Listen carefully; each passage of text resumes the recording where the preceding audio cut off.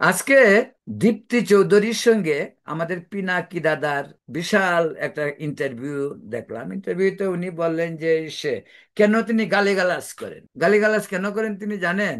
যে আমাদের এলিট শ্রেণী নাকি সব দেশে লুণ্ঠন করে ফেলতেছে, কৃষক কৃষক শ্রমিক মেহনতি মানুষের সব নিয়ে মানে গুরুত্ব দিচ্ছেন না, এলিট শ্রেণী করে কথার সঙ্গে আমি একমত। কিন্তু এই এলিট শ্রেণীকে এরকম গালিগালাজ করে কথা বলতে হবে, প্রতিশোধ নিতে হবে?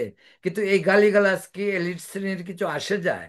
বরং এই গালিগালাজ তো আমাদের দেশের তরুণ সমাজকে এক খাদের কিনারে দাঁড় করাচ্ছে। অশ্রাব্য ভাষায় গালিগালাজ, এগুলি আমাদের নতুন প্রজন্মকে কোন দিক নির্দেশনা দেবে? দীপ্তি চৌধুরী অবশ্য পাল্টা তাকে প্রশ্ন করেনি যে সমাজে এই যে গালিগালাজের যে প্রতিক্রিয়া যা হচ্ছে সেটা সমাজকে কোন পর্যায়ে নিয়ে যাবে। আমার কাছে খুব অবাক লাগে বাংলাদেশের জাতীয় টেলিভিশনগুলিও পর্যন্ত এই সমস্ত ইউটিউবারদের কথাবার্তাকে প্রচার করে। ওদেরকে বাংলাদেশে বন্ধ করা উচিত, না হয় আমাদের যুব সমাজ ধ্বংস হয়ে যাবে। যুব যুব সমাজ ধ্বংস মানে দেশ অনিবার্য ধ্বংসের পথে যাবে।